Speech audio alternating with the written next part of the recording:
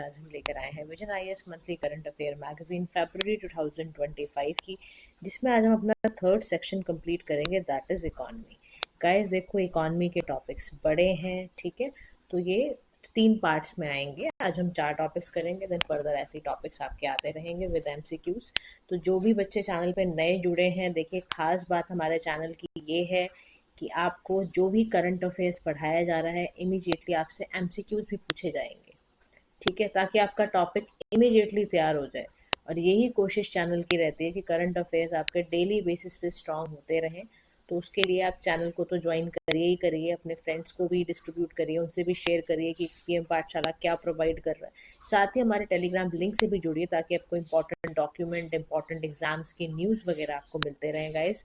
वो बहुत ज़्यादा ज़रूरी है, क्योंकि तो अभी हम सबसे पहले चल रहे हैं हमारे mutual credit guarantee scheme for MSME के ऊपर बात करने अब हम ही जाने वाले हैं, ठीक है। देखो इस बार ना कुछ चीज़ें अप्रूव्ड हुई हैं, like mutual credit guarantee scheme क्या होती है, इससे एमएसएमई सेक्टर का, मैन्युफैक्चरिंग का जो स्ट्रेंथन है वो कैसे स्ट्रेंथन हो रहा है ये सेक्टर। तो ये बजट पे ना कुछ इस बार अनाउंसमेंट हुई हैं। 2024-25 का अगर आपने बजट पढ़ा हो तो उसमें एमएसएमई सेक्टर को काफ़ी स्ट्रेंथन करने की बात अगर आपने देखी हो तो वो की गई है। अब देखो यहाँ ना एक शब्द आया, क्या शब्द आया, म्यूचुअल गारंटी स्कीम क्या होती है ना। हमने सबसे पहले टॉपिक का नाम ही यही देखा, म्यूचुअल गारंटी स्कीम। बोलो जैसे देखो एमसीजीएस एमएसएमई के लिए है ये बेसिकली। ये क्या करता है, ये बेसिकली ना 60% गारंटी देता है for credit facility to ₹100 crore. क्या देता है, क्रेडिट देता है, ठीक है। ताकि इस म्यूचुअल क्रेडिट गारंटी स्कीम का मतलब मकसद ये है, लेंडिंग को इनकरेज करना। क्या करना, लेंडिंग को इनकरेज करना। कोई भी एमएसएमई सेक्टर कोई मशीन खरीदना चाहता है, कोई इक्विपमेंट खरीदना चाहता है, तो उसी के लिहाज से ये बेसिकली एक तरह की स्कीम है जो बेसिकली एमएसएमई सेक्टर को गारंटी देने के लिए करी गई है। समझ में आ रहा है। तो एक ऐसा इनिशिएटिव है जिसमें कि एमएसएमई सेक्टर को क्रेडिट का एक्सेस दिया जाएगा, लोन एक्सटेंड किया जाएगा, उसके रिस्क को कम किया जाएगा, ठीक है। अब इसमें क्या एलिजिबल बोरोवर्स होंगे, क्या इसके फीचर्स हैं, इसके क्या सिग्निफिकेंस है, उसको हम एक बारी देखते हैं। देखो इसके सबसे पहले की फीचर समझो कि एमएसएमई के लिए ये म्यूचुअल क्रेडिट गारंटी स्कीम लेकर क्या आई है। तो जैसा मैंने आपको बताया अभी कि ये गारंटी कवरेज में 60% गारंटी दे रहा है by national credit guarantee trustee company limited. एक होली ओन्ड कंपनी है डिपार्टमेंट ऑफ फाइनेंशियल सर्विसेज की, ध्यान रखना। अगर क्वेश्चन आ जाए कि ये कवरेज कौन करेगा, ये 60% गारंटी कौन कवर करेगा, तो उसके लिए एक होली ओन्ड कंपनी है जो डिपार्टमेंट ऑफ फाइनेंशियल सर्विसेज के अंडर काम कर रही है, जिसका नाम है national credit trustee company, 2MLIs, ठीक है, for loans prescribed under MCGC MSME. तो मेंबर लेंडिंग इंस्टीट्यूशंस भी हैं। ये क्या है बेसिकली, ये ना एक फाइनेंशियल इंस्टीट्यूशंस है, जैसे कमर्शियल बैंक्स हैं, एनबीएफसी हैं, रजिस्टर्ड हैं ये बेसिकली आपके एनसीजीसी टीसी के साथ। तो ये वाले इंस्टीट्यूशंस हैं। फिर दूसरा है एलिजिबल बोरोवर। तो एमएसएमई में ना क्या होता है, जब भी आप ना एलिजिबल बोरोवर कौन होगा, बोरोवर वो होगा जो वैलिड उद्यम रजिस्ट्रेशन एमएसएमई के साथ सबसे पहले वो करेगा। और ये भी ध्यान रखना, not a non performing asset. Eligible borrower कौन है, पता भी तो चलना चाहिए कि बोरोवर कौन होगा, बेसिकली कौन खरीद सकता है, ये कौन लोन ले सकता है इस तरह का। तो याद रखना, ये वही पार्टी लोन ले पाएगी इस MSME mutual credit guarantee scheme के तहत जिसका एमएसएमई रजिस्ट्रेशन हो, उद्यम रजिस्ट्रेशन हो, वो भी वैलिड हो, और नॉन परफॉर्मिंग असेट नहीं होना चाहिए with any lender. Minimum 75% project का जो कॉस्ट है, जो पैसा लगेगा इक्विपमेंट मशीनरी पे, वो ये स्कीम आपको देगी। इसका ड्यूरेशन कितना है, 4 साल का है, और अंटिल ₹7 लाख करोड़ तक गारंटी इसमें इशू की जाएगी। कोई भी जो पहले हो जाए वो होगा। रीपेमेंट के टर्म्स अगर हम देखें तो लोन यहाँ पर 50 करोड़ तक का दिया जाएगा, 8 सालों तक दिया जाएगा। मोरेटोरियम क्या है, 2 years ऑन प्रिंसिपल इंस्टॉलमेंट, ठीक है। तो ध्यान रखना ये सारे शब्दों को कि रीपेमेंट टर्म्स इसकी क्या है, क्योंकि अगर आपको इसकी रीपेमेंट टर्म्स में ज़रा भी दिक्कत आई या ज़रा भी सब कंफ्यूजन हुई तो it might give you the back, कि आपको प्रॉब्लम होगा कि समझ नहीं आ रहा। तो मोरेटोरियम का गाइस मतलब होता है temporary stopping of an activity, specially कोई ऑफिशियल ऐसा एग्रीमेंट है तो मोरेटोरियम कितने दिया जा रहा है, 2 साल का दिया जा रहा है ऑन प्रिंसिपल इंस्टॉलमेंट। समझ में आ रहा है? उसके बाद अगर लोन 50 करोड़ से ज़्यादा का है तो लोन रिपेमेंट शेड्यूल होगा, मॉरेटोरियम पीरियड्स को भी कंसिडर किया जाएगा कि कभी कभी नहीं भी दे पा रहा है या कुछ ऐसा है तो पूरा वो स्केड्यूल तैयार करके दिया जाएगा। तो ध्यान रखना, एलिजिबल बोरोवर कौन होगा? जिसका वैलिड उद्यम रजिस्ट्रेशन होना चाहिए, नॉन परफॉर्मिंग एसेट नहीं होना चाहिए with any lender, minimum 75% project cost for equipment machinery होनी चाहिए। ड्यूरेशन की बात की जाए तो 4 साल या 7 लाख करोड़ की होनी चाहिए, जो भी अर्लियर आ जाए उसी का होगा मामला। लोन अगर 50 करोड़ तक का है तो रिपेमेंट पीरियड 8 साल में आपको रीपे करना है, जिसमें मॉरिटोरियम 2 साल का दिया जाएगा प्रिंसिपल इंस्टॉलमेंट के लिए। लोन अगर 50 करोड़ का है तो उसका पूरा एक शेड्यूल कंसिडर किया जाएगा। समझ में आ रहा है यहाँ तक कहानी? अब दूसरे क्या की फीचर्स हैं जो अनाउंस किए गए हैं यूनियन बजट द्वारा, उसको भी हम चेक करते हैं। ध्यान रखो, इस बार ये मामला बहुत बदल गया है। रिवाइज क्लासिफिकेशन के थ्रू जो एमएसएमई की है उसमें बोला गया है जो भी माइक्रो एंटरप्राइजेज हैं उसकी इन्वेस्टमेंट अभी 1 करोड़ तक थी, अब 2.5 करोड़ हो गई है। ऐसे ही स्मॉल वालों की 25, मीडियम वालों की 125। टर्नओवर में भी चेंज आया है, करंट जो माइक्रो का 5 करोड़ का टर्नओवर था अभी 10 करोड़ है। ऐसे ही 50 की जगह 100, 250 की जगह 500 करोड़ का ऐसा टर्नओवर तैयार किया गया है। बात समझ में आ रही है आपको? यहाँ पर जो नए थ्रेशोल्ड आए हैं वो 2.5 टाइम्स ज्यादा है, ट्वाइस है टर्नओवर लिमिट से भी। ठीक है, इसके साथ ही साथ आप देखोगे कि जो क्रेडिट की अवेलेबिलिटी है उसको भी ध्यान से देखो, उसको भी इन्हांस किया गया है। क्रेडिट की अवेलेबिलिटी को कह रहा कैसे करा गया है, कह रहा for micro small and enterprises के लिए 5 करोड़ टू 10 करोड़ का है। लाइक इसमें ना एडिशनल क्रेडिट दिया गया है, इसमें क्या करा गया है 1.5 लाख करोड़ का एडिशनल क्रेडिट दिया गया है इन द नेक्स्ट 5 ईयर्स। ठीक है, फॉर स्टार्टअप्स 10 करोड़ से लेके 20 करोड़ तक, और गारंटी फी जो है वो मॉडरेट करके 1% for loans in 27 focus sectors पर दिया गया है। और उसके बाद for well run exporter MSc जो कि टर्म लोन्स यहाँ पर 20 करोड़ तक का है। उसके बाद कस्टमाइज्ड क्रेडिट कार्ड स्कीम की अगर बात की जाए तो 5 लाख क्रेडिट माइक्रो एंटरप्राइजेस को दिए जाएंगे। उद्यम पोर्टल में आप रजिस्टर होने चाहिए लेकिन, ठीक है, तो क्रेडिट कार्ड भी मिलेगा। 10 लाख कार्ड्स एक साल में इशू किए जाएंगे, ये कर गए हैं, समझ रहे हो? न्यू फंड ऑफ फंड यहाँ पर ये भी दिया जाएगा, कोई एक्सपेंड करना हो कोई स्टार्टअप को 10,000 करोड़ रुपए विल बी स्टैब्लिश, इसीलिए फंड रखा गया है ताकि अगर स्टार्टअप्स को कुछ और एक्सपेंशन की जरूरत है तो यहाँ से भी पैसा निकाल के दिया जा सके। स्कीम में ये पूरा ध्यान रखा जा रहा है कि 5 लाख फर्स्ट टाइम वुमेन कोई ऐसा शुरू कर रही है, कोई शेड्यूल का या शेड्यूल ट्राइब ऐसे कुछ एंटरप्रेन्योर्स भी अगर हैं तो उनको टर्म लोन्स दिए जाएंगे 2 करोड़ तक ओवर 5 ईयर्स, 5 साल तक के लिए। तो आप समझ रहे हो इस बारी का जो मामला है एमएसएमई सेक्टर को बूस्ट करने के लिए इसमें बहुत कुछ करा गया है। अब आप ये सोचो कि सरकार इतना क्यों एमएसएमई सेक्टर को इतना भाव क्यों दे रही है? उसका कारण है क्योंकि जीडीपी पे इसका कंट्रीब्यूशन 30% है। आप सोचिए 36% कंट्रीज का मैन्युफैक्चरिंग आउटपुट यहीं से निकल कर आ रहा है। तो समझ रहे हो, जीडीपी का सबसे पहले कंट्रीब्यूशन बहुत ज़्यादा है। दूसरा, एम्प्लॉयमेंट की बात करें तो India has over 1 crore registered MSMEs. India के पास कितने हैं?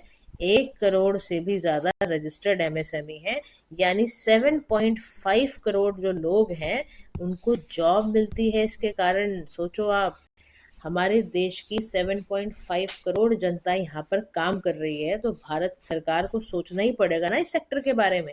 नेक्स्ट, फॉरेन करेंसी की बात करते हैं तो एमएसएमई टोटल एक्सपोर्ट अगर भारत का मिला लिया जाए तो 45%, सोचो आप, टोटल एक्सपोर्ट करा रहे हैं।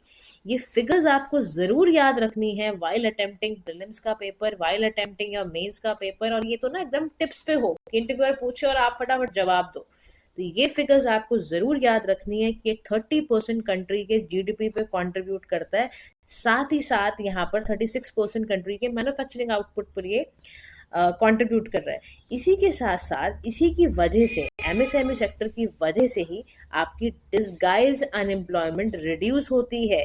क्या होती है डिस्गाइज अनएम्प्लॉयमेंट की? जहां काम करने के लिए लोग चाहिए 10 और काम कर रहे हैं 20, तो जो 10 लोग एक्स्ट्रा काम कर रहे हैं वो डिस्गाइज अनएम्प्लॉयमेंट का शिकार है।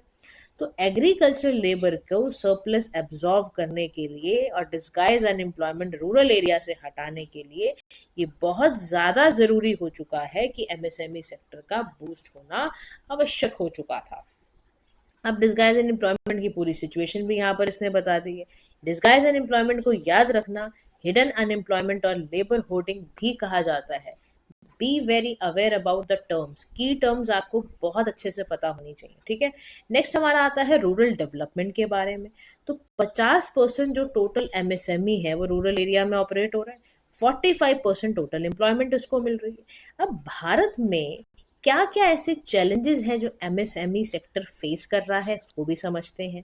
क्या ना, जो चैलेंजेस फेस कर रहा है एमएसएमई उसको देखते हैं। तो सबसे पहला चैलेंज एमएसएमई का है फिनेंशियल इश्यूज, यानी जो एमएसएमई का इनफॉर्मल नेचर है, क्रेडिट असेसमेंट डिफिकल्टी होती है, इंफॉर्मेशन गैप की प्रॉब्लम है, कोलेट्रल नहीं है, तो ना बहुत डिफिकल्ट होता है for MSMEs to secure loans. MSMEs के पास लोन लेना मुश्किल हो जाता है। सेकेंड क्राइसिस होता है इंफ्रास्ट्रक्चर का बॉटलनेक्स। हमारे देश में एमएसएमई सेक्टर को लेके सबसे बड़े प्रॉब्लम्स हैं। एक तो हमारी सड़कें बहुत पुअर होती हैं। दिल्ली में यार मैं देखती हूँ सड़कें खराब है, रूरल एरियाज में आप तो क्या उम्मीद करके चल रहे हो। फिर अनरिलायबल पावर सप्लाई, आप देख लो हमारे देश में पावर सप्लाई की बहुत दिक्कत है। हमारे ही देश में डिजिटल इंफ्रास्ट्रक्चर का एनवायरनमेंट इतना स्ट्रांग नहीं है। अब जब ये तीन इंपॉर्टेंट चीजें जिससे एक बिजनेस के सेटअप के लिए ये बेसिक सी चीजें हैं, जब होंगी ही नहीं तो आप कैसे सोच सकते हो कि एमएसएमई का टर्नओवर इन्वेस्टमेंट बढ़ा के लोन देकर आप क्या कर लोगे, जब इंफ्रास्ट्रक्चर ही इतना बॉटलनेक, इतने सारे प्रॉब्लम्स हैं। फिर डिलेड पेमेंट की बात है। Large number of MSMEs are cater to the needs of large industries, है ना, पब्लिक हो प्राइवेट हो, यहाँ पर प्रॉब्लम इनके साथ सबसे ज्यादा होती है कैश फ्लो और वर्किंग कैपिटल। इनके पास डेली रूटीन के पैसे खर्च करने के पैसे इतने नहीं होते हैं, फंडिंग की दिक्कत है। फिर रेगुलेटरी एंड कंप्लायंस बर्डन है, कॉम्प्लेक्स टैक्सेशन है, लेबर लॉज बहुत ज़्यादा वैसे हैं, इनको काम करने में बड़ी मुसीबत होती है। टेक्नोलॉजी की कमी के कारण कॉम्पिटिटिवनेस है ही नहीं, प्रोडक्टिविटी है ही नहीं, और इनएडुक्वेट इंफ्रास्ट्रक्चर एनवायरनमेंट की प्रॉब्लम है, सोशल गवर्नेंस की प्रॉब्लम है, जिससे कि बहुत सारे चैलेंजेस आ रहे हैं। अब ये कह रहे हैं ऐसे कौन से इनिशिएटिव लिए जाएं फॉर एमएसएमई सेक्टर ताकि आपको एमएसएमई सेक्टर आपका बूम कर चुका है, ऐसा क्या किया है भारत ने? तो भारत सरकार ने ये सभी कदम उठाए हैं ताकि एमएसएमई सेक्टर बूम मार जाए। उसका पहला इनिशिएटिव था टीम इनिशिएटिव, जिसका फुल फॉर्म है trade enablement and marketing initiative. यानी यहाँ पर ये क्या करता है, to enable and assist micro and small enterprises, onboard करना ई कॉमर्स प्लेटफॉर्म को by assisting in catalog preparation, account management, logistics and packaging। PM Vishwakarma end to end support देती है आर्टिजन्स को, क्राफ्ट्स लोगों को, ठीक है। ऐसे ही self reliant India fund scheme है, इसको एमएसएमई के द्वारा लॉन्च किया गया था। इक्विटी फंडिंग प्रोवाइड की गई थी। पब्लिक प्रोक्योरमेंट की बात की जाए तो 25% एनुअल प्रोक्योरमेंट यहीं से निकल कर आया था। ऐसे ही रैम्प स्कीम है, वर्ल्ड बैंक द्वारा सपोर्टेड है बाय सेंट्रल सेक्टर स्कीम, ताकि एमएसएमई को एक एक्सेस मिल पाए। ऐसे ही उद्यम असिस्ट प्लेटफॉर्म है, ये भी इसीलिए करा गया है ताकि जो भी इनफॉर्मल काम कर रहे हैं वो फॉर्मल उसमें आ जाए। ऐसे ही national institute for micro small mid medium enterprises है, ताकि प्रमोशन मिले इनको, डेवलपमेंट मिले। ये सारे कदम गाइस इसीलिए उठाए जा रहे हैं ताकि एमएसएमई सेक्टर बूम मार जाए। ये इनिशिएटिव 4-5 तो आपके टिप्स पे होने चाहिए, ताकि जब मेंस आंसर लिखो या इवन प्रीलिम्स पे कोई क्वेश्चन अटक जाए तो कम से कम यार, अब देखो आपको पता है ना पैराग्राफ वाले क्वेश्चंस आते हैं, तो उसके लिए आप रेडी रहो कि अगर कुछ भी ऐसा आया तो you are able to handle those questions as well, ठीक है। वे फॉरवर्ड में क्या कहता है कि ऐसे कौन से कदम उठाए, जो भी हमने चैलेंजेस देखे हैं उसी को सोल्यूशन मानो आप। चैलेंजेस ही सोल्यूशन है, क्योंकि वहीं से सोल्यूशन आएगा। तो सबसे पहले कह रहे हैं कि अपनी पॉलिसी सपोर्ट करो, गवर्नमेंट को चाहिए कि ऐसी पॉलिसी बनाए, एमएसएमई की नीड्स को समझो, टैक्स इंसेंटिव जहां देना पड़े वहां दो, और इंफ्रास्ट्रक्चर की प्रॉब्लम्स को खत्म करो। फिर क्रेडिट के गैप्स को एड्रेस करना बहुत जरूरी है। कोई भी ट्रांजैक्शन ट्रेल्स हैं या ऐसा कुछ डेटा जनरेट हो रहा है थ्रू ई कॉमर्स साइट, उसको ठीक करो। टेक्नोलॉजिकल अडॉप्शन एंड डिजिटलाइजेशन करो, यानी कि ट्रेनिंग दो, रिसोर्सेज को डिजिटल लिटरेसी प्रोवाइड करो, मार्केट एक्सेस देने की बहुत ज़रूरत है, सिंप्लीफिकेशन करो आप जो भी रेगुलेटरी फ्रेमवर्क्स दे रखे हैं आप। आगे अगर हम देखें इसको, फिर मार्केट एक्सेस एंड एक्सपेंशन की अगर बात की जाती है, तो यहाँ पर बेसिकली क्या किया जा रहा है, देखो एक तो हमारा एड्रेस करना, क्रेडिट गैप्स वगैरह हमने कर लिए, टेक्नोलॉजिकली हमें क्या करना है, अपडेट करना है, अडॉप्ट करना है, डिजिटलाइज करना है, डिजिटल लिटरेसी को बढ़ाना है, सिंप्लीफिकेशन हमें क्या करना है, अपने रूल्स एंड रेगुलेशन, हमें ब्यूरोक्रेटिक हर्डल्स को हटाएं, ताकि ना ऐसा इन्वायरमेंट हो कि कोई बिजनेस करने का मजा आए। मजा कब आएगा, जब कंप्लाइंसेस प्रोसीजर्स कम होंगे, समझ रहे हो, टैक्सेशन आराम से होएंगी, हर्डल्स नहीं होएंगी, और ग्लोबल वैल्यू चेंज के साथ तो जरूर इंटीग्रेट करो इनके क्वालिटी प्रोडक्ट, ताकि ये बनाए, इनको कंपटीशन मिले ग्लोबल मार्केट के साथ, ताकि एमएसएमई ना बहुत प्रोडक्टिवली काम करे। प्रमोट कर दो formation of MSME cluster, collaborate करना हो, कोई रिसोर्स की शेयरिंग वगैरह करनी हो, वो कलेक्टिव बार्गेनिंग की कहीं जरूरत पड़े तो वो सब का पूरा एक आपका क्रिएटेड होना चाहिए।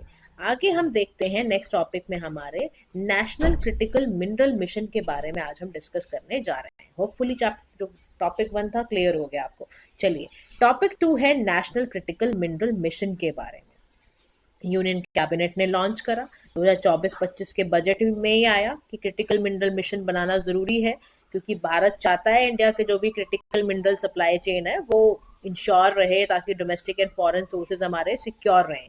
बहुत ज़रूरी है, क्योंकि ज़रूरत पड़ती रहती है, और हम मिनरल एक्सप्लोरेशन ये सारी स्टेजेस के लिए बनाया गया है वैल्यू चेन, कि मिनरल को कैसे एक्सप्लोर किया जाएगा, माइनिंग, बेनिफिकेशन, रिकवरी कैसे की जाएगी, सारा कुछ इसमें कवर किया जाएगा स्कीम के तहत। अब देखो स्कीम में करा क्या जा रहा है, इसमें क्या किया जा रहा है, इसमें ना फाइनेंशियल इंसेंटिव दिए जा रहे हैं क्रिटिकल मिनरल एक्सप्लोर करने के लिए, कोई रिकवरी करनी हो मिनरल्स की, प्रमोट करना हो, है ना, या fast track regulatory approval process को करना हो, या इवन ना इंडियन जो पीएसयूज है ना, या प्राइवेट सेक्टर कंपनीज है, उनको इनकरेज करने के लिए, ताकि रिसोर्स रिच कंट्रीज को मिल पाए।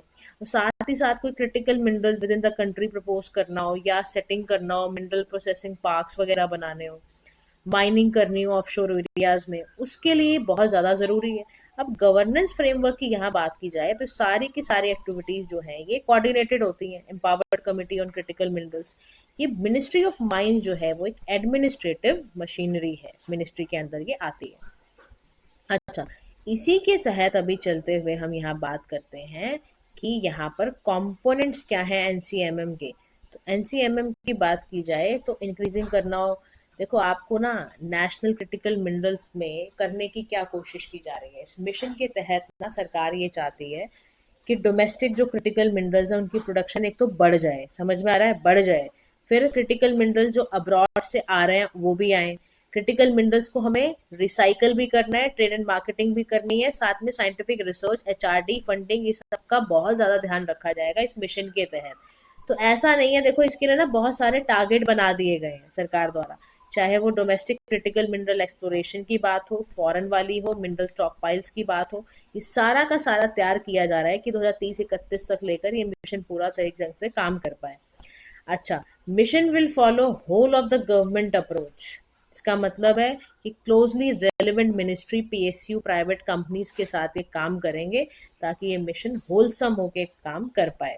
अब क्रिटिकल मिनरल्स क्या है समझते हैं। क्रिटिकल मिनरल्स वो मिनरल्स होते हैं जो इकोनॉमिक डेवलपमेंट में प्लस नेशनल सिक्योरिटी के अंदर काम करें किसी भी कंट्री में, ताकि लैक ऑफ अवेलेबिलिटी ना रहे, कंसंट्रेशन ऑफ एग्जिस्टेंस की प्रॉब्लम ना रहे, है ना। और बेसिकली यहाँ कोशिश की जा रही है कि supply chain vulnerability and disruption ना हो।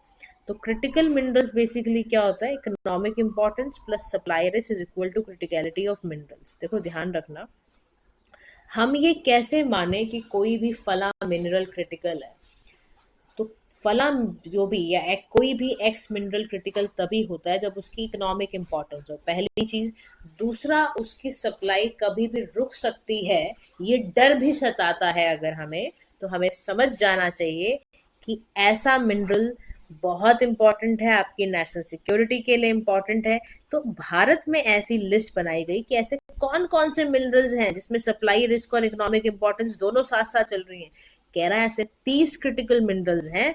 एग्जाम्पल के तौर पर कोबाल्ट है, बिस्मुथ है, कॉपर है, फास्फोरस है, पोटैश है, सिलिकॉन है, टिटेनियम है, टिन है। ये सारे रेयर अर्थ एलिमेंट जो है ये सबके सबकी लिस्ट बनाई गई है करेंटली भारत में हैवी रिलायंस है, हम बहुत ज़्यादा क्रिटिकल मिनरल्स को बाहर से मंगवाते हैं। ध्यान रखना, इसलिए बड़ा इंपॉर्टेंट टॉपिक है, बड़े ध्यान से सुनो। सिग्निफिकेंस क्या होता है क्रिटिकल मिनरल्स का? क्रिटिकल मिनरल्स से आपको क्या मिल रहा है? आपका environment, national security, electronic and economy जो है वो पूरी इस पे डिपेंडेंट है। आपके रिन्यूएबल सोर्सेस के लिए आपको जो भी सोलर पैनल, टरबाइन वगैरह चाहिए, क्रूशियल बैटरीज चाहिए, वो इसी से मिलेगी, क्रिटिकल मिनरल से। इंडिया का पूरा defence sector, missile, communication technology, aerospace critical minerals पे डिपेंडेंट है। इकोनॉमिकली ई व्हीकल चलाते हो, लिथियम आयन बैटरी चाहिए, कहाँ से आएगी? Again critical mineral. Semiconductor, phone, chip वगैरह लगाते हो कंप्यूटर्स, कम्युनिकेशन डिवाइसेस पे, कहाँ से आता है? Critical minerals. और आगे अगर हम देखते हैं कि क्या क्या ऐसे इंडिया के क्रिटिकल मिनरल सिक्योरिटी में ऐसे कौन से पॉइंट हैं जो भारत के लिए, क्रिटिकल मिनरल्स के लिए रोड ब्लॉक बने हुए हैं। तो ऐसा पहला है point, limited domestic reserve. India के पास यानी भारत के पास क्रिटिकल मिनरल रिजर्व्स हैं नहीं ज़्यादा, या रिक्वायरमेंट जितनी है उतनी है नहीं, हमारे पास अवेलेबल नहीं है। आप ये समझो, आज की डेट में भी हमारे पास कोई वर्किंग माइनिंग लीज नहीं है कोबाल्ट, निकल, लिथियम, न्यूडाइनियम के लिए। सोचो आप, क्यों? यानी कि हमारे पास डोमेस्टिक रिजर्व्स की बहुत भारी कमी है। दूसरा प्रॉब्लम जो इंडिया के क्रिटिकल मिनरल सिक्योरिटी में है वो है चैलेंजेस इन एक्सप्लोरेशन। यानी बहुत सारे जो क्रिटिकल मिनरल्स हैं वो बहुत डीप सीटेड है, हाई इन्वेस्टमेंट चाहिए उनको एक्सप्लोर करने के लिए, और टेक्नोलॉजी एडवांस चाहिए। आप सोचिए 5.9 million ton lithium deposit present मिला हमें जम्मू कश्मीर में। तो ऐसा नहीं है कि भारत में नहीं होगा, but we have to explore like anything, we have to invest a lot of money, we have to advance our technologies for the same. And दूसरी बात, आपका सप्लाई चेन में डिसरप्शन का प्रॉब्लम है। यानी जितना भी प्रोडक्शन है, प्रोसेसिंग है बहुत सारे क्रिटिकल मिनरल्स का, वो जोग्राफिकली कॉन्सेंट्रेटेड है। हर जगह पर क्रिटिकल मिनरल्स अवेलेबल नहीं होते हैं। चाइना 60% रेयर अर्थ प्रोडक्शन को कंट्रोल कर रहा है, 60% क्रिटिकल मिनरल प्रोडक्शन कर रहा है वर्ल्ड वाइड। तभी तो आज चाइना कुछ है, चाइना में इतना चाइना अगर उड़ रहा है तो वो रीजन है, उसके पास चीजें ऐसी हैं। 2024 में चाइना ने बैन कर दिया कि नाम गैलियम बेचेंगे, ना एंटीमोनियम, ना जर्मेनियम, अदर की मटेरियल हम यूएस को बेचेंगे ही नहीं। वेपनाइज कर रहा है, देखो ये तो मजे लूटेगा ना भाई। इसके पास कोई रिसोर्स ज्यादा हो जाएगा तो वो तो मोनोपोली करने की कोशिश करेगा ही। कह रहा है, आप सोचो डीआरसी में यानी डोमेस्टिक का आपका डेमोक्रेटिक रिपब्लिक ऑफ कॉन्गो में 70% भारत वर्ल्ड का कोबाल्ट है, बट इतनी पॉलिटिकल इंस्टेबिलिटी है कि यहाँ पे सप्लाई कब हमेशा डिसरप्ट रहती है। सोचो अब, होने के बाद भी क्राइसिस। अब इन्वायरमेंटल कंसर्न्स क्या है? माइनिंग एंड अदर जो प्रोसेसिंग क्रिटिकल मिनरल्स हैं, इसका सिग्निफिकेंट इन्वायरमेंटल फुटप्रिंट है। लोकल पॉपुलेशन पर पड़ेगा असर, एनवायरमेंटल ग्रुप्स पर उसका असर पड़ता है। आप सोचो 54% क्रिटिकल मिनरल्स जो हैं वो इंडिजीनियस लोगों के लैंड के पास है, एज पर IRENA रिपोर्ट के अकॉर्डिंग। तो इन्वायरमेंट पे प्रॉब्लम, उनको आप कैसे डिस्प्लेस करोगे? वो क्यों जाएंगे? वो रहते ही नेचर में हैं। फिर इनएडिक्वेट रिसाइकलिंग इंफ्रास्ट्रक्चर। अगर आपको क्रिटिकल मिनरल्स को रिसाइकल करना है फ्रॉम ई वेस्ट, तो वो अंडर डेवलप्ड है, अनऑर्गेनाइज सेक्टर है, इनएफिशिएंट है बहुत ज़्यादा, ये प्रॉब्लम है। तो ऐसे कौन से दूसरे इनिशिएटिव लिए जाएं फॉर क्रिटिकल मिनरल्स? तो उसमें पॉलिसी एंड रेगुलेटरी फ्रेमवर्क। तो माइंस एंड आपका जो मिनरल्स है अमेंडमेंट एक्ट है, इसमें एक्सप्लोर करना, नेशनल मिनरल पॉलिसी पे ध्यान रखना, कस्टम ड्यूटीज को एलिमिनेट करना, ये सब कुछ करा गया। उसके बाद एक्सप्लोरेशन एंड डोमेस्टिक प्रोडक्शन की बात की जाए तो जूलॉजिकल सर्वे ऑफ इंडिया है, उन्होंने पूरा एक्सटेंसिवली लिथियम, रेयर अर्थ्स को एक्सप्लोर करा, है ना। ऐसे इंटरनेशनल आपके एग्रीमेंट्स हैं, खनिज विदेश इंडिया लिमिटेड है, ये सारी चीज़ें। अब नेक्स्ट यहाँ पर एक सवाल कर रहा है, सवाल ये कर रहा है कि ऐसी कौन सी स्ट्रैटेजीज अडॉप्ट की जाए for long term critical mineral security. तो ऐसी स्ट्रैटेजीज के लिए ऐसा क्या बोला जा रहा है? वो बोला जा रहा है strengthening domestic critical mineral production. सबसे पहला काम क्या करना चाहिए कि हमें डोमेस्टिक क्रिटिकल मिनरल की प्रोडक्शन को स्ट्रेंथन करना चाहिए। यानी कि हमें क्या करना चाहिए? हमें एक्सप्लोर करना चाहिए ऑल्टरनेटिव एलोकेशन मैकेनिज्म, ताकि ज़्यादा से ज़्यादा प्राइवेट इन्वेस्टमेंट आए। हम एक्सप्लोर जितनी भी हमारी कंपनीज हैं उसको right to mine the minerals discover करने को दें। पब्लिक एंड प्राइवेट इन्वेस्टमेंट को इंक्रीज करने की ज़रूरत है। फिर डेवलप करना है हमें डोमेस्टिक प्रोसेसिंग कैपेबिलिटीज़ को, यानी फाइनेंशियल इंसेंटिव देना, टैक्स ब्रेक्स देना, पब्लिक सेक्टर प्राइवेट सेक्टर को, कंपनीज को इनकरेज करना, स्पेशल इकोनॉमिक जोन्स को इस्टेब्लिश करना, रोबस्ट ग्लोबल कोऑपरेशन को आगे से आगे बढ़ाना, या डेवलप करना कॉम्प्रिहेंसिव क्रिटिकल मिनरल टेक्नोलॉजीज को, कंडक्ट करना पूरा का पूरा असेसमेंट, डाइवर्सिफाई करना इंपोर्ट सोर्सेस को। तो रोल ऑफ स्टेट गवर्नमेंट भी यहाँ पर बोला जा रहा है कि ज़रूरत है कि जो गवर्नमेंट है ना, जो स्टेट गवर्नमेंट है, वो भी इंफ्रास्ट्रक्चर अपना ऐसा बनाना शुरू करे, ट्रांसपोर्टेशन सिस्टम को ऐसा बनाना शुरू करे। अगर वो सच में चाहते हैं, देखो एक्सप्लोर बिना किए कहाँ से मिल जाएंगे आपको क्रिटिकल मिनरल। तो ये सब करने के लिए हमें कुछ ऐसा एनवायरनमेंट भी पूरा तैयार करना पड़ेगा कि स्पेशल इकोनॉमिक जोन बनाने पड़े, बनाओ। ग्लोबल का साथ ग्लोबली कुछ आपको कंट्रीज का पार्टिसिपेट करना पड़े, प्लीज करो। बायलेटरल मल्टीलेटरल पार्टनरशिप से बिल्कुल नहीं झिझकना है, जाना है। रिसाइकल करने के लिए दिमाग में ये बात जरूर बिठानी है कि ई वेस्ट रिसाइकलिंग जरूर होनी चाहिए रिसोर्सेस की। तो क्या कह रहा है कंक्लूजन में, देखो बड़ी प्यारी बात कह रहा है, बड़े ध्यान सुनना। प्यारी बात ये कह रहा है कि अगर इंडिया अपनी इकोनॉमिक ग्रोथ को फर्दर बढ़ाना चाहता है तो ये ड्यूटी बननी चाहिए भारत सरकार की, वो क्रिटिकल मिनरल्स को सिक्योर करे। एनर्जी ट्रांजिशन, आपका डिफेंस सिक्योरिटी इसी पर निर्भर है। तो अगर आप आपकी डोमेस्टिक माइनिंग स्ट्रेंथन नहीं होगी, रिसाइकलिंग रिफाइनिंग नहीं होगी, आप स्ट्रेटजीज के साथ नहीं चलोगे, तो आप बहुत ज़्यादा बाहर डिपेंडेंट रहोगे और आपके कल को लॉन्ग टर्म सप्लाई स्टेबिल। अब आज देखो, आप चाइना मना करते कि मैं नहीं दे रहा लिथियम, क्या कर लोगे आप बात समझ रहे हो। इसलिए अपनी कंट्री में डिस्कवर करना, इस मिशन, इस स्ट्रैटेजी पे चलना बहुत ज़्यादा ज़रूरी है। तो this is all about your national critical mission. ठीक है, चलिए अब हम दूसरे टॉपिक पे, इसी पे चलते हैं। अभी इसी में ना कुछ थोड़ा सा एक सब टॉपिक भी है, let's discuss that also.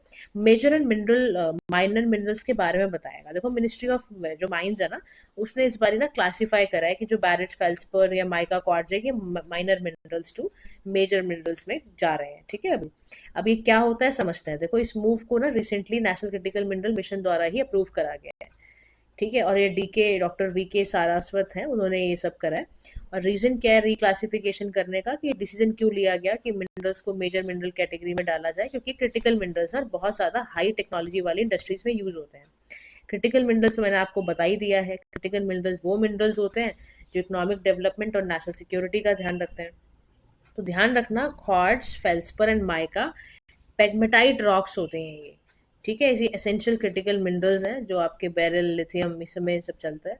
And when these minerals were release as minor minerals, तो lease holder did not report और एक्सपोर्ट करने की जरूरत नहीं पड़ती है। और इसका इंडस्ट्रियल सिग्निफिकेंस गाइस क्या होता है कि जैसे लाइमस्टोन है या एंटीमनी है या कोबाल्ट वगैरह के इसमें यूज होता है। ये इंडस्ट्री का बहुत एप्लीकेशन है, टीवी स्क्रीन पे, रबड़ पे, ग्लास में, सिरेमिक्स में, मेडिकल एप्लीकेशंस में भी बहुत ज़्यादा बैरेट का यूज होता है। तो याद रखना, ये बहुत ज़्यादा लाइमस्टोन, डोलोस्टोन, हर जगह पे तो इसका इस्तेमाल है। तो रिक्लासिफिकेशन से बेनिफिट ये मिलते हैं, रिक्लासिफिकेशन करा गया ना तो उसका बेनिफिट तो मिलेगा, तभी तो किया गया। इसे ना एक्सप्लोर एनहांस किया जाएगा, इसको और ज़्यादा एक्सप्लोर किया जाएगा, इसको सपोर्ट किया जाएगा टेक्नोलॉजीज के साथ। इसकी जो अवेलेबिलिटी है उसको ज़्यादा से ज़्यादा ध्यान में रखा जाएगा, इसको लीज वगैरह बेटर रेगुलेशन किया जाएगा। तो मेजर या माइनर मिनरल्स होते क्या हैं उसको समझ लो। देखो मिनरल समझते हो, मिनरल एक नेचुरल सब्सटेंस है जिसकी ऑर्गेनिक इनऑर्गेनिक ऑरिजिन है, इसकी अपनी फिजिकल केमिकल प्रॉपर्टी होती है, आपने पढ़ा ही है साइंस एंड टेक्नोलॉजी के अंदर। और याद रखो मिनरल्स ही हैं जो रॉक्स एंड ओर्स को बिल्डअप करते हैं। तो इसीलिए इसको एक्ट के तहत ना बांध दिया गया है कि माइंस एंड मिनरल्स एक्ट के तहत ये क्लासिफाई किया जाएगा। मिनरल्स दो तरह के होते हैं, मेजर, माइनर। माइनर का मतलब स्टोन्स है, ग्रेवल है, नॉर्मल सी क्ले मिट्टी है ना, ऑर्डिनरी सैंड है, तो वो तो माइनर में आ गया। ठीक है, अगर मेजर है तो वो कोल, जिंक, आयरन, जहाँ पे बहुत ज्यादा लाइक उसका जिसका बहुत इस्तेमाल होता है, उसकी सप्लाई का भी डर लगा रहना, तो समझ जाना वो मेजर मिनरल है। तो इनको क्या करा गया, देखो मिनरल्स, देखो चाहे वो माइनर हो या मेजर हो, दोनों ही माइनिंग सेक्टर के लिए इम्पॉर्टेंट है। तो इसीलिए गवर्नमेंट ने ना कई रूल्स बना रखे हैं उसके परमिट। हर किसी को कोई माइनिंग का बिजनेस करने नहीं बैठ जाता, उसके सारे बड़े सारे रूल्स रेगुलेशंस हैं। चाहे वो माइनर मिनरल कंसेशन रूल हो, चाहे वो माइनर कंजर्वेशन वाला हो। अब सरकार का इसमें क्या होता है, जो स्टेट गवर्नमेंट होती है उसका रूल होता है, सेक्शन 15 है, तो इसमें स्टेट गवर्नमेंट को पावर है कि वो रूल्स बनाए माइनर मिनरल से रिलेटेड। एमएमडीआर एक्ट के ही तहत, जो आपका ये एमएमडीआर एक्ट है ना, इसके तहत ही यहाँ पर ये भी किया जाता है कि इलीगल माइनिंग नहीं होनी चाहिए। तो ये सारा कुछ ऐसा तैयार करा गया है, इतना मत समझना ये बहुत बड़ी वैसी चीज़ है। ये मिनरल्स को डील करना ही बड़ा गवर्नमेंट के लिए भी अपने आप एक चुनौती होती है, because minerals are highly important for us, क्योंकि इसका यूज़ इतना ज़्यादा है। जिस भी चीज़ का यूज़ ज़्यादा होता है वो बड़ा नेचर में वल्नरेबल तरीके से मिल रहा होता है, तो उसकी बहुत इंपॉर्टेंस होती है। Now let's explore the next topic, जिसका नाम है प्रधानमंत्री धन धान्य कृषि योजना। यानी हम बात करने जा रहे हैं पीएम डीडी के वाई के बारे में। क्या है ये समझते हैं। देखो, फिनेंस मिनिस्टर ने अनाउंस करा कि लॉन्च कर रहे हैं प्रधानमंत्री धन धान्य कृषि योजना। ठीक है, यूनियन बजट 2025 में इसको बनाया गया। इस स्कीम के तहत ना 100 डिस्ट्रिक्ट को 3 ब्रॉड पैरामीटर्स में कवर किया जाएगा, कि जो लो प्रोडक्टिविटी वाले हैं, या मॉडरेट क्रॉप इंटेंसिटी, या बिलो क्रेडिट पैरामीटर्स के तहत इनको मिल रहा है। अब ना यहाँ पे देखो, इस स्कीम में ना बेसिकली देखो, धन धान्य से मतलब यहाँ पर क्या है, ये देखना चाहते हैं कि किसी भी जगह का लैंड, जैसे मान लो 100 डिस्ट्रिक्ट है, तो वहां पे चेक किया जाएगा कि यहाँ पर कितना एफिशिएंटली इस लैंड को यूज किया जा सकता है, नंबर ऑफ क्रॉप्स कितनी ग्रो की जाएंगी। तो at all the Indian level जितना भी क्रॉपिंग इंटेंसिटी है वॉज रिकॉर्डेड एट 155%। अब ये ना कैसे आया, ये दिमाग में कैसे आया सरकार के कि प्रधानमंत्री धन धान्य कृषि योजना होनी चाहिए। उसका कारण है, we have the aspirational district programme, याद है 2018 में लॉन्च हुआ था, उसी के लाइन में बनाया गया है ये इनिशिएटिव नीति आयोग ने लिया था स्टेट गवर्नमेंट के साथ कोलैबोरेट कर कर कि हम इसको लेकर आएंगे और इसमें कोशिश की जाएगी हर डिस्ट्रिक्ट की स्ट्रेंथ को बढ़ाया जाए। वहां पे रैंकिंग डिस्ट्रिक्ट की बढ़ाने के लिए health, nutrition, water resources, skill development पे ध्यान रखने के लिए इस स्कीम को बनाया गया था। इसी के अलाइंड में ही प्रधानमंत्री धन धान्य कृषि योजना को लेकर आया गया है। Budget document do not provide a separate allocation नहीं है इसके लिए, यहाँ पर पैसे की, ये एडीपी से ही मिलेगा इसको। तो प्रोग्राम एग्जीक्यूट स्टेट गवर्नमेंट के साथ ही करा जा रहा है। डेटा बैंक थोड़ा सा डिस्कस जरूर कर लेना चाहिए। 18% एग्रीकल्चर कंट्रीब्यूशन भारत का है फाइनेंशियल ईयर 2024 में। 46.1% हमारा जो पॉपुलेशन है वो एग्रीकल्चर एलिड एक्टिविटीज में है। ये ध्यान रखा करो, ये फिगर्स बड़ी इंपॉर्टेंट होती हैं guys, while writing any answer, any essays and all, आपको पता होना चाहिए। फर्स्ट रैंक है हमारी मिल्क, पल्सेस एंड स्पाइसेस में वर्ल्ड के अंदर। कहाँ है, एमपीएस में हमारी फर्स्ट रैंक है मिल्क, पल्सेस एंड स्पाइसेस में। सेकेंड रैंक हमारी वेजिटेबल, टी, फार्म्ड फिश में, sugarcane, rice, cotton, sugar में है। अब प्रधानमंत्री धन यानी योजना लाने के लिए, कृषि योजना लाने के लिए, इसका मकसद ये है कि एग्रीकल्चर प्रोडक्टिविटी बढ़ जाए, क्रॉप डाइवर्सिफाई हो, ताकि एग्रीकल्चर प्रैक्टिसेस हमारे सारों साल 12 महीने हमारा फार्मर काम में लगा रहे। ऐसा ना हो कि हार्वेस्ट हो गया अब ये नहीं करना वो नहीं करना। 12 महीने काम करने का मतलब है क्रॉप को डाइवर्सिफाई करे, कभी आलू प्याज उगाए, कभी पल्सेस उगाए, कभी फ्रूट्स उगाए, कभी फ्लावर्स का ग्रो करे, ये सब करना है। अब panchayat level, for harvesting, her level पर ध्यान दिया जाएगा। पोस्ट हार्वेस्टिंग के बाद भी इनको मदद दी जाएगी, इरीगेशन की फैसिलिटी, क्रेडिट देना हो, लॉन्ग टर्म देना हो, शॉर्ट टर्म देना हो, इन सभी की व्यवस्था इस स्कीम के तहत की जाएगी। अगर हम एग्रीकल्चर इन इंडिया की बात करते हैं तो थोड़ा सा डिस्कस कर लेते हैं कि क्या है। बैकबोन है ये भारत की इकोनॉमी की, आप सभी जानते हो। फूड सिक्योरिटी चाहिए कि नहीं चाहिए, एम्प्लॉयमेंट चाहिए कि नहीं चाहिए, इकोनॉमिक डेवलपमेंट चाहिए कि नहीं चाहिए। तो अगर ये चाहिए तो एग्रीकल्चर को अच्छा करना पड़ेगा। और एग्रीकल्चर का प्रोडक्शन जो है आप जानते ही हो, agriculture yield is found to be lower in most crops these days. अगर आप कंपेयर करोगे ना चाइना, ब्राजील, यूएस से, तो हमारा जो क्रॉप यील्ड है हम बहुत ज्यादा नहीं उगा पा रहे हैं। अब आप देख लो ना, इंडिया का राइस यील्ड स्टैंड कितना है कंपेयर टू दिस। भारत का धीरे धीरे क्या हो रहा है, अभी आप देख रहे हो कि कम होता जा रहा है। भारत का लैंड इतना पावरफुल नहीं रहा। रीजन क्या है, लो एग्रीकल्चर प्रोडक्टिविटी का कारण है हमारे देश में आज तक ठीक से लैंड रिफॉर्म हो नहीं पाई है। इसीलिए हमारे देश में small and fragmented land holding रहती है फार्मर को। उससे बहुत फ्रेगमेंटेशन से इरिगेशन की दिक्कत, मशीनों की प्रॉब्लम, ओवरऑल प्रोडक्टिविटी बढ़ेगी ही नहीं।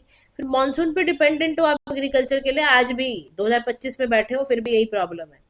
1947 से आप यही सुनते हुए आ रहे हो, इरिगेशन की फैसिलिटी नहीं है, इरिगेशन की फैसिलिटी नहीं है, आज भी वही प्रॉब्लम है। पुअर इरिगेशन है हमारे यहाँ, क्योंकि 40% of the net sown area है वही खाली रेन फेड होता है। उसके अलावा आप क्या करोगे, बाकी क्रॉप्स कैसे जाएंगे, उगेंगी।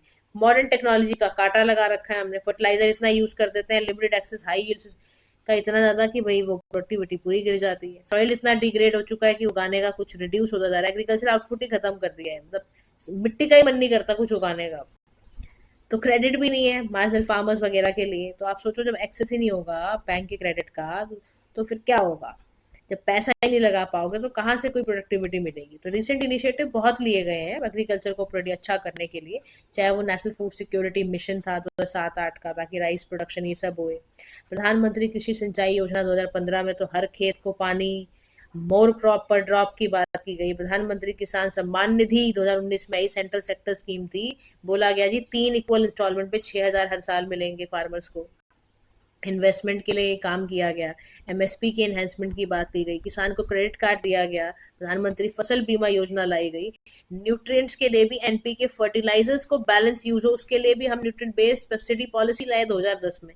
यार बहुत कुछ हुआ है, लेकिन कंक्लूडिंग लाइन में बोल रहा है, अगर ना आप सच में चाहते हो ना, कसम खा के बताओ, मतलब कसम खाओ, ओथ लो आप कि अगर आप सच में चाहते हो ना कि एग्रीकल्चर प्रोडक्शन इनहैंस हो ना, तो उसके लिए ना फूड सिक्योरिटी और रूरल डेवलपमेंट पे बहुत ध्यान दो, इकोनॉमिक ग्रोथ पे ध्यान दो। मॉडर्न इरिगेशन होगा, मैकेनाइजेशन होगा, हाई यील्ड सीड्स होंगे, सस्टेनेबल फार्मिंग प्रैक्टिसेस होगी, तो उससे प्रोडक्टिविटी गैप खत्म होंगे और इससे मार्केट इजीली आप एक्सेस कर सकते हो, फाइनेंशियल सपोर्ट दे सकते हो, फार्मर्स को एजुकेट कर सकते हो। मल्टी डायमेंशनल अप्रोच पर ना आपको चलना ही पड़ेगा, ताकि पॉलिसी सपोर्ट इनोवेशन बढ़ती जाए, हायर यील्ड मोर रिजिलियंट फार्मिंग इकोसिस्टम तैयार आपका होता चला जाए। आज का लास्ट टॉपिक हम लेने जा रहे हैं मखाना। खूब खाया होगा आपने, मेरे को तो बहुत पसंद है यार मखाना, तो अगर आप मैं आपको बताऊं तो I am very fond of eating makhana. ठीक है, तो आज मखाने पे ही हम डिस्कस करने जा रहे हैं। आपको पता होगा रिसेंटली मन की बात में मोदी जी ने भी मखाने का जिक्र किया था, इसीलिए टॉपिक बन गया हमारा ये। और इसके पहले भी यूनियन बजट में भी मखाने का जिक्र था।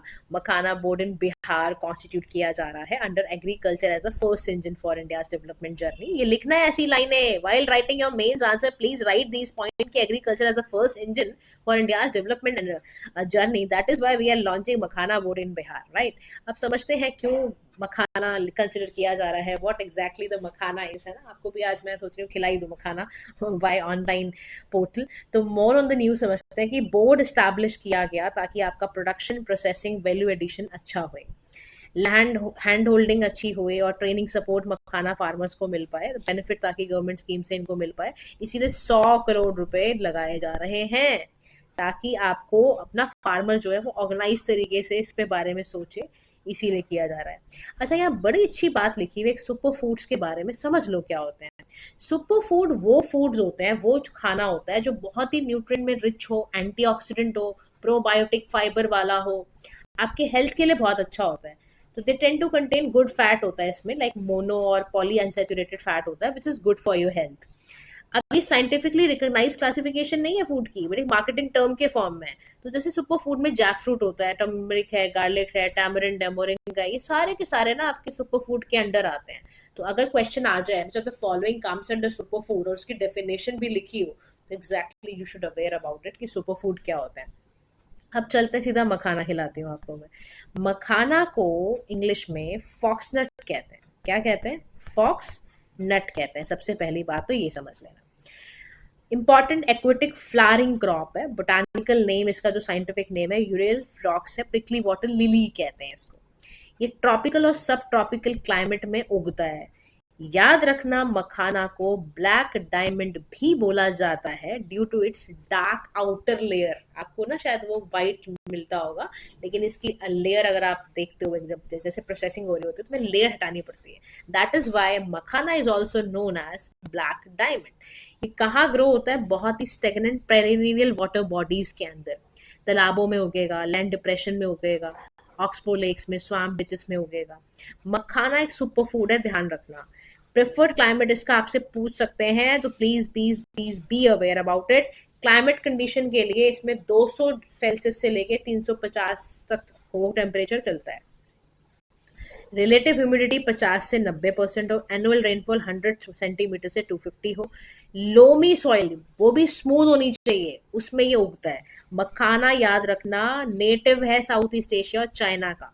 मेजर प्रोड्यूसिंग रीजन डोमेस्टिकली देखें तो भारत के अंदर बिहार में सबसे बड़ा लीडिंग स्टेट है, जो 90% इंडिया के मखाने का प्रोडक्शन करता है। इसीलिए मखाना बोर्ड कहाँ बनाया जा रहा है? बिहार में बनाया जा रहा है।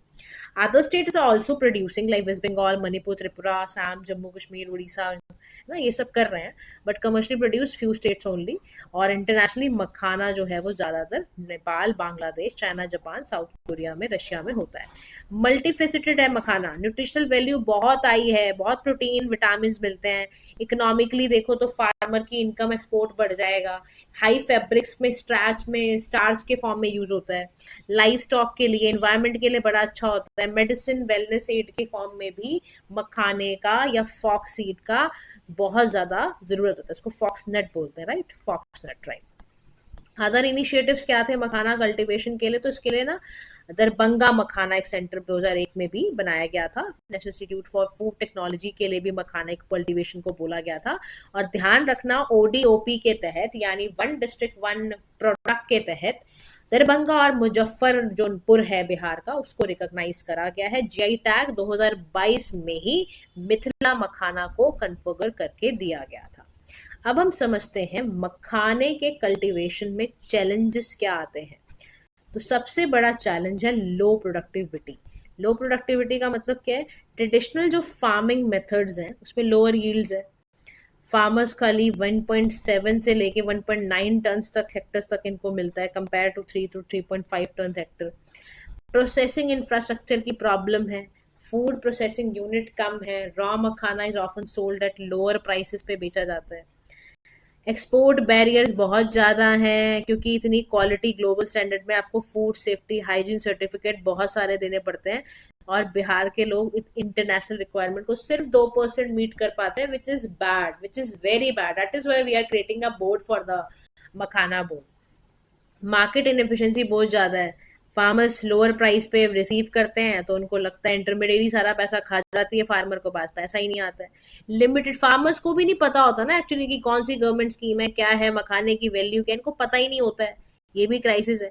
फिर proper weed management in water bodies, better quality equipment, ये सब की इनके पास अभी इतनी सहूलियत नहीं है। तो कंक्लूडिंग लाइन में कह रहा है कि मखाना बोर्ड ना मतलब मिराकल करेगा अगर ठीक से काम कर गया, प्रमोट कर दिया, रिसर्च कर दिया, कमर्शलाइज कर दिया ना, अगर इसने पीआरसी कर दिया तो मखाना कल्टीवेशन अच्छा हो जाएगा, जिससे हमारी बहुत सारी क्राइसिस खत्म होंगे। ट्रेडिशनल फार्मिंग इनएफिशिएंसी खत्म हो जाएगी, पोस्ट हार्वेस्ट लॉस खत्म होगा, ग्लोबल रीच में हम बहुत लिमिटेड है अभी, वहां पहुंच पाएंगे, हमारा फार्मर रिच हो जाएगा। सस्टेनेबल कल्टीवेशन कर देंगे तो उससे हमारा रूरल लाइवलीहुड भी बहुत अच्छा हो जाएगा। और इंडिया अगर मखाने में आगे बढ़ गया ना भाई साहब, इंडिया का एग्री एक्सपोर्ट सेक्टर ना चमकेगा बिल्कुल, समझ रहे हो, स्टार मिलेगा फिर उसको। तो guys this is all for today, ठीक है। अब हम कल मिलेंगे इकॉनमी के दूसरे टॉपिक्स को कवर करने के लिए। आज के लिए इतना ही, अच्छे से रीड करो। Thank you so much for listening, do like, share and subscribe to PM Pathshala. Have a nice day to all.